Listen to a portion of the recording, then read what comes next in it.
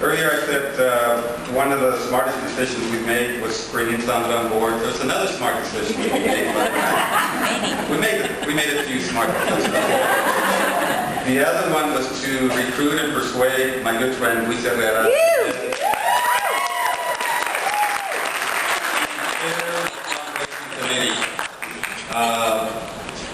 You know, we established some goals and expectations, and he far exceeded those goals and expectations. He set the bar so high now. Well, others will be challenged, and that's good. I think that's good for the organization. But at this time, it's my pleasure to introduce Luis Herrera.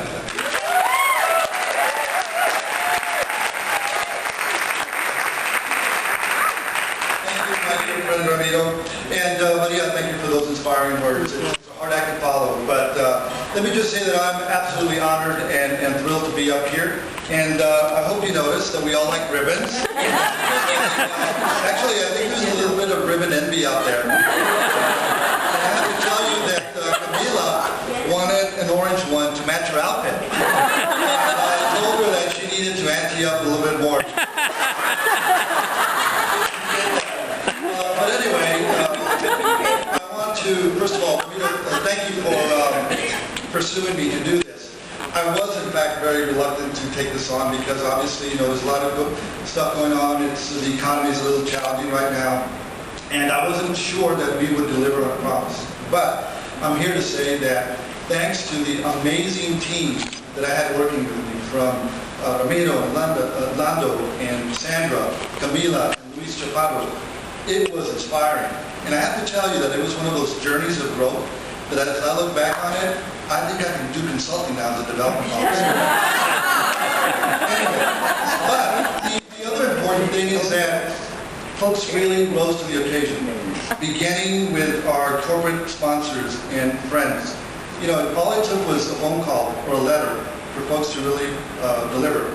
And I want to start with an amazing individual, Jerry Klein, who has the brain behind the Gerald M. Klein Family Foundation, really kicked us off, jump-started everything with a $25,000 donation. On behalf of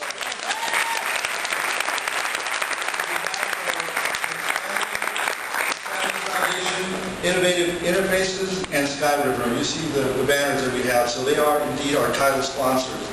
But we also had some amazing support at the platinum level, and that is the American Library Association, indeed our affiliate family. We're very, very proud of that.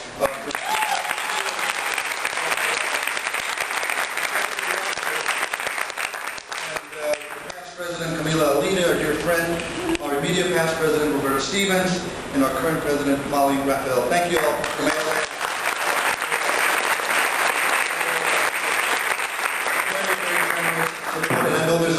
Staffers here that are helping us with the conference, so thank you for your presence.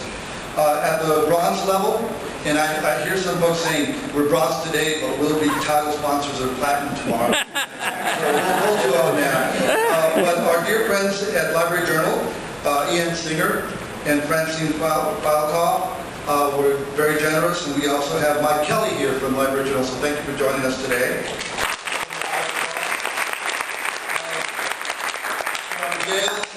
Our dear friend Chuck Leachman, the Strategic Director for Strategic Priorities for Gale. He's here. I think Mike Leachman was at the Bienvenido reception yesterday, but let's give him a round of applause. Also at the bronze level, we have Polaris and Scott McCausland, the VP for Sales and Marketing. Scott, are you here? He is. Stand up.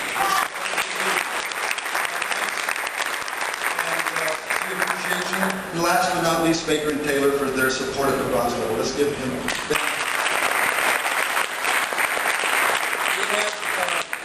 a scholarship, a $1,000 scholarship for an attendee, and the scholarship recipient, thanks to the Public Library Association, is Loanis Menendez Huerta. Is she here? Loanis, stand up.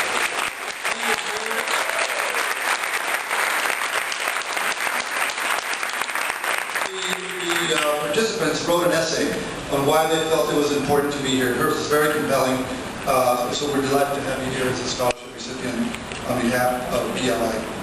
And then the other, my phone's making noise. Doesn't surprise me. Yeah. It's Camila wanting to...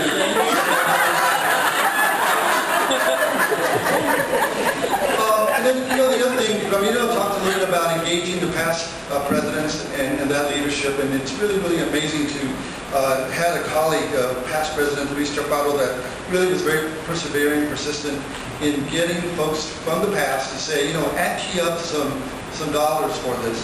And we had 15 presidents that gave $1,000 each to join the past president's circle. And those of you in the audience that have that beautiful blue ribbon, if you could stand, we'd like to acknowledge them.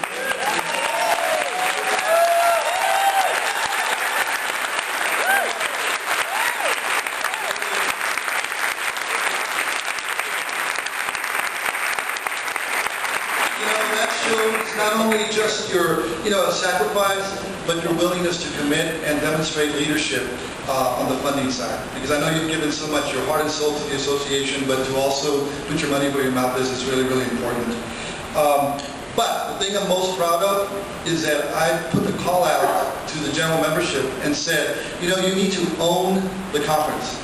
You need to own it. It means so much. And sure enough, people started just throwing in those checks and those donations from $25 to $1,000.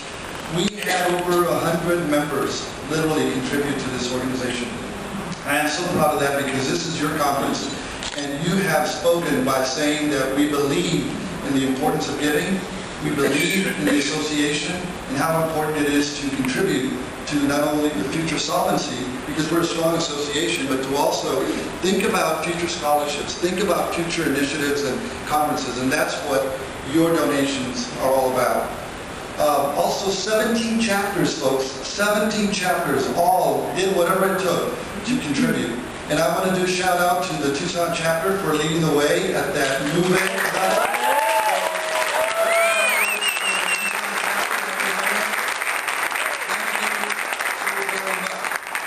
So, they gave us a great theme of elevating Latino services, right? What a great platform for ideas about mountains and cielo and all that. So you'll see the ribbons that will say the level of donation from Loma to Sierra to Montaña to Nube and Cielo at the highest level. So take a moment to look at those ribbons. Take a moment to thank folks for their contributions. And I have to say by closing that, we were very modest in our goals. We said, let's try for 40,000.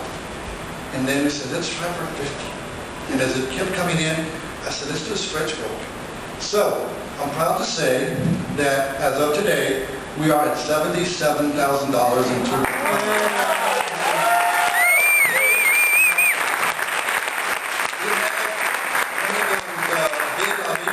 Saying, let's hit 80,000, and guess what? We're $3,000 from that.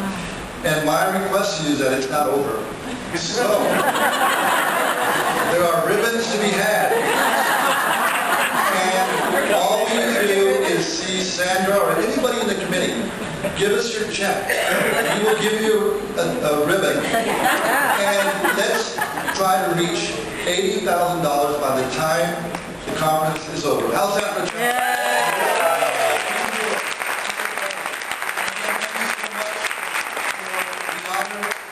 Of coming full circle as past president, but also as a fundraising chair. It was such an honor and such a journey. Thank you very much and enjoy the conference. With us here today, the president of the American Library Association, Molly Raphael.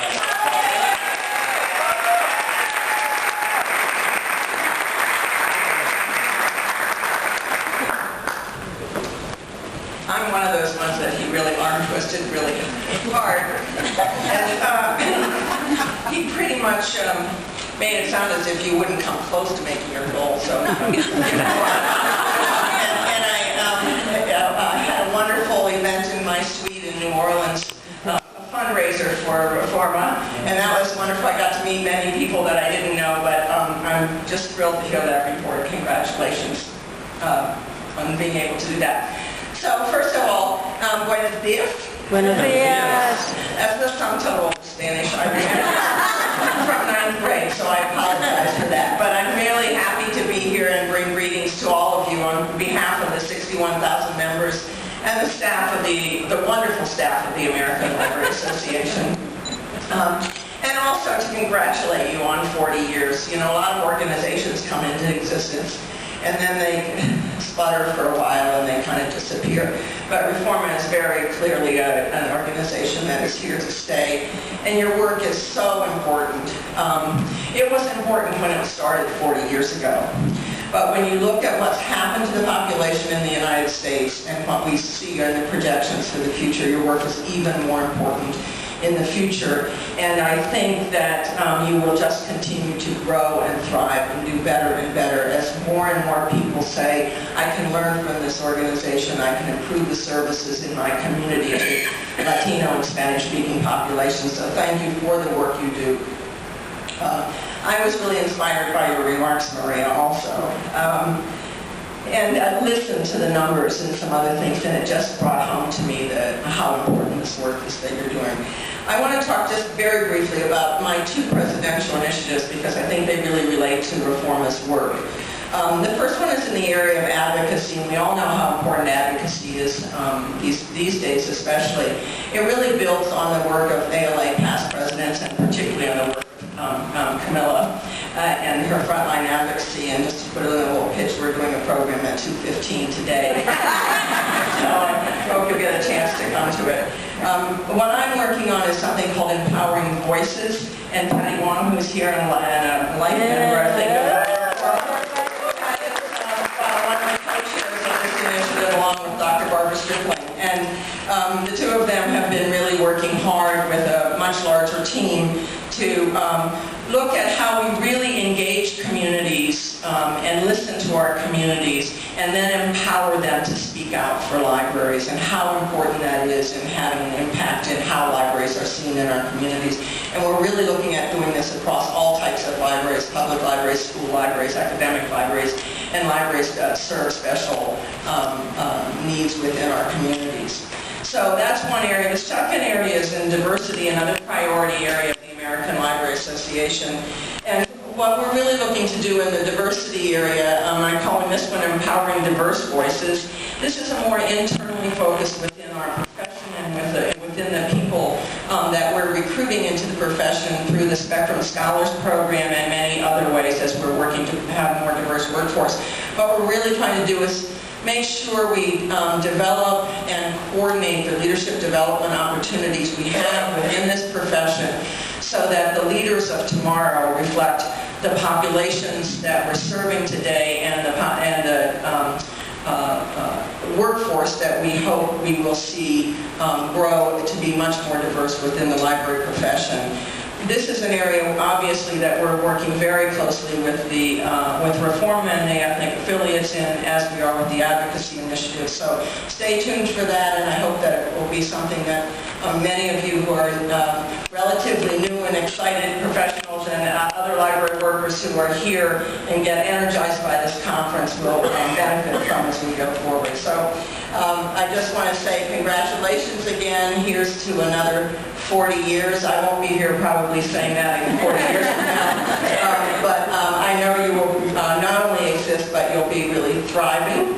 And it's my pleasure now to invite up the executive director, the esteemed executive director of the American Library Association, Keith Michael Field.